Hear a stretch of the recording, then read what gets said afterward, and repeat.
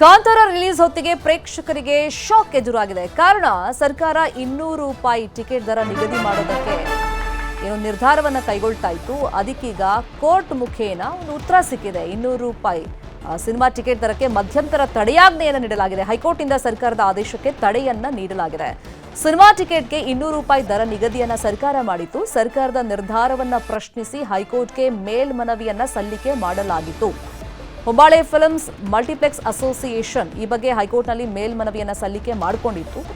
ಇದೇ ಅಕ್ಟೋಬರ್ 2ನೇ ತಾರೀಕು ಕಾಂತಾರ ಪ್ರೀಕ್ವೆಲ್ ತೆರೆಗೆ ಬರ್ತಾ ಇದೆ. ಸರ್ಕಾರದ ನಿರ್ಧಾರಕ್ಕೆ ಹೊಂಬಾಳೆ ಫಿಲ್ಮ್ಸ್ ಅಸಮಾಧಾನವನ್ನ ವ್ಯಕ್ತಪಡಿಸಿತ್ತು. ಈಗ ವಿಚಾರಣೆ ನಡೆಸಿದಂತ ಹೈಕೋರ್ಟ್ ಸರ್ಕಾರದ ಆದೇಶಕ್ಕೆ ತಡೆಯಾಜ್ಞೆಯನ್ನ ಕೊಟ್ಟಿದೆ. ಮಲ್ಟಿಪ್ಲೆಕ್ಸ್ ಅಸೋಸಿಯೇಷನ್ ಕೂಡ ಅರ್ಜಿಯನ್ನ ಸಲ್ಲಿಕೆ ಮಾಡಿಕೊಂಡಿತ್ತು.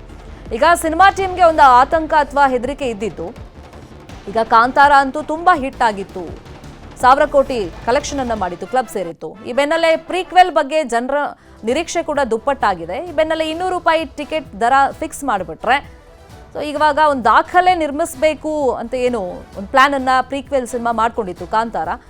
200 ರೂಪಾಯಿ ಟಿಕೆಟ್ ಫಿಕ್ಸ್ ಮಾಡಿಬಿಟ್ರೆ ಅದು ಆಗೋದಿಲ್ಲ ಅಂತ ಹೇಳಿ ಸಹಜವಾಗಿ ಚಿತ್ರತಂಡ ನಿರ್ಮಾಪಕರು ಹೈಕೋರ್ಟ್ ಮೊರೆ ಹೋಗಿದ್ರು. ಸದ್ಯಕ್ಕೆ ವಿಚಾರಣೆ ಮಾಡಿದಂತ ಹೈಕೋರ್ಟ್ ಇದಕ್ಕೆ ತಡೆಯಾಜ್ಞೆಯನ್ನ ಕೊಟ್ಟಿದೆ. ಸಿನಿಮಾ ಟಿಕೆಟ್ ದರ 200 ರೂಪಾಯಿಯನ್ನು ಸರ್ಕಾರ ನಿಗದಿ ಮಾಡಿತ್ತು, ಅದಕ್ಕೆ ತಡೆಯಾಜ್ಞೆಯನ್ನ ಕೊಟ್ಟಿದೆ. ಈ ಬೆನ್ನಲ್ಲೇ ಪ್ರೇಕ್ಷಕರಿಗೂ ಕೂಡ ಒಂಥರ ಶಾಕ್ ಎದುರಾಗಿದೆ. ಯಾಕಂದ್ರೆ ಇತ್ತೀಚೆಗೆ OTT ಪ್ಲಾಟ್ಫಾರ್ಮ್ನಲ್ಲಿ ಅಥವಾ ಮೊಬೈಲ್ನಲ್ಲಿ ಟಿವಿಲೇ ನಾವು ಸಿನಿಮಾ ನೋಡ್ತಾ ಇರ್ತೀವಿ. ಥಿಯೇಟರ್ಗೆ ಸಿನಿಮಾ ಪ್ರೇಕ್ಷಕರು ಬರೋ ಸಂಖ್ಯೆ ಕಡಿಮೆ ಆಗ್ತಿರುವಂಥ ಬೆನ್ನಲ್ಲೇ ಸದ್ಯ ಒಂದು 200 ರೂಪಾಯಿ ಟಿಕೆಟ್ ದರ ಫಿಕ್ಸ್ ಮಾಡಿದ್ರೆ ಕಡಿಮೆ ಖರ್ಚಿನಲ್ಲೇ ನಾವು ಒಳ್ಳೆ ಸಿನಿಮಾಗಳನ್ನು ನೋಡಬಹುದು ಅಂತ ಪ್ರೇಕ್ಷಕರಿಗೆ ಸ್ವಲ್ಪ ನೆಮ್ಮದಿ ಸಿಗ್ತಾ ಇತ್ತು. ಆ ಸಂದರ್ಭದಲ್ಲಿ ಈಗ ಹೈಕೋರ್ಟ್ ಮಧ್ಯಂತರ ತಡೆಯಾಜ್ಞೆಯನ್ನ ಕೊಟ್ಟಿರೋದ್ರಿಂದ ಅದು ಅಫ್ಕೋರ್ಸ್ ಮಲ್ಟಿಪ್ಲೆಕ್ಸ್ ಅಸೋಸಿಯೇಷನ್ಗೆ ಅಥವಾ ಹೊಂಬಾಳೆ ಅಂತಹ ದೊಡ್ಡ ದೊಡ್ಡ ಬ್ಯಾನರ್ಗಳಲ್ಲಿ ಸಿನಿಮಾ ಮಾಡೋವಂಥವರಿಗೆ ಖುಷಿ ಆಗುತ್ತೆ. ಬಟ್ ಪ್ರೇಕ್ಷಕರಿಗೆ ಒಂದು ಶಾಕ್ ಅಂತೂ ನಿಜ. ಇದೇ ವಿಷಯವಾಗಿ ಇನ್ನಷ್ಟು ಡೀಟೇಲ್ ಆಗಿ ಇನ್ಫಾರ್ಮೇಶನ್ ಕೊಡ್ತಾ ಹೋದಕ್ಕೆ ಫೋನ್ ಸಂಪರ್ಕದಲ್ಲಿ ಕನೆಕ್ಟ್ ಆಗಿದ್ದಾರೆ ನಮ್ಮ ರಿಪೋರ್ಟರ್ ಗಂಗಾಧರ್. 200 ರೂಪಾಯಿ ಟಿಕೆಟ್ ದರ ನಿಗದಿ ಏನು ಸರ್ಕಾರ ಮಾಡಿತ್ತು, ಸಹಜವಾಗಿ ಪ್ರೇಕ್ಷಕರಿಗೆ ಇದರಿಂದ ಖುಷಿಯಾಗಿತ್ತು. ಈಗ ಹೈಕೋರ್ಟ್ನಲ್ಲಿ ಯಾವ ಥರ ವಾದ ಮಂಡನೆ ಆಯಿತು ಮತ್ತೆ ಹೈಕೋರ್ಟ್ ಸ್ಪಷ್ಟವಾಗಿ ಏನು ಹೇಳಿದೆ ಅಂದ್ರೆ ಈಗ ಇಂತಿಷ್ಟು ಫಿಕ್ಸ್ ಅಂತ ಅಲ್ದಿದ್ರು ಕೂಡ ಯಾವ ಥರ ಪ್ರೇಕ್ಷಕರಿಗೆ ಬರೆ ಆಗುತ್ತೆ ಮುಂದೆ?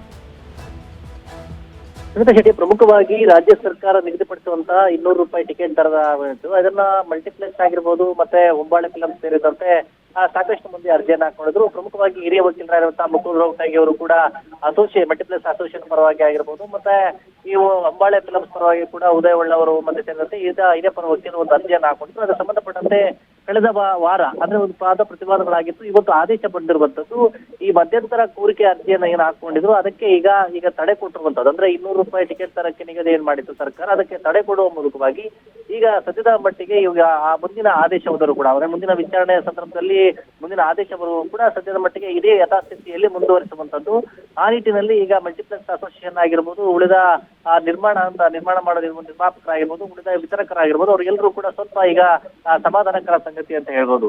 ಯಾಕಂದ್ರೆ ಕಳೆದ ಒಂದು ವಿಚಾರಣೆಯ ಸಂದರ್ಭದಲ್ಲಿ ಮಲ್ಟಿಪ್ಲೆಕ್ಸ್ ಅಸೋಸಿಯೇಷನ್ ಆಫ್ ಇಂಡಿಯಾ ಪರ ವಕೀಲರಾಗಿರುವಂತಹ ಮುಕುಲ್ ರೋಹ್ಟಗಿ ಅವರು ಕೂಡ ಒಂದು ವಾದವನ್ನ ಮಾಡಿದ್ರು. ಆ ಸಂದರ್ಭದಲ್ಲಿ ಸಿನಿಮಾ ವೀಕ್ಷಕರು ಮತ್ತೆ ಸಿನಿಮಾ ಪ್ರದರ್ಶಕರ ಆಯ್ಕೆಯ ಒಂದು ಹಕ್ಕಿನ ವಿಚಾರ ಇದರಲ್ಲಿರುವಂತದ್ದು ಮತ್ತೆ ಸಿನಿಮಾ ಹಾಲ್ಗಳನ್ನ ರೂಪಿಸೋಕೆ ಒಂದು ಸುಮಾರು ಕೋಟ್ಯಾಂತರ ರೂಪಾಯಿ ಹಣವನ್ನ ವಹಿಸಲಾಗಿದೆ.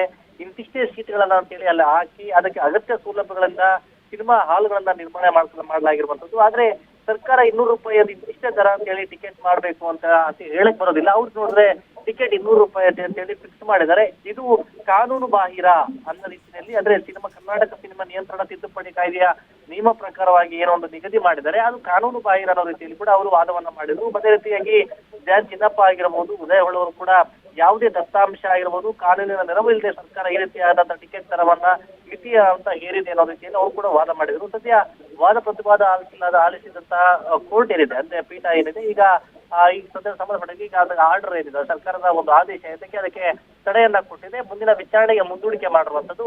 ಮುಂದಿನ ಆದೇಶದವರೆಗೂ ಕೂಡ ಇದೇ ಒಂದು ಕಂಟಿನ್ಯೂ ಆಗುವಂತದ್ದು. ಶರ್ಮಿತಾ ಶೆಟ್ಟಿ, ಕಾನೋಣ ಮುಂದೆ ಏನಾಗುತ್ತೆ. Thank you Gangadhar.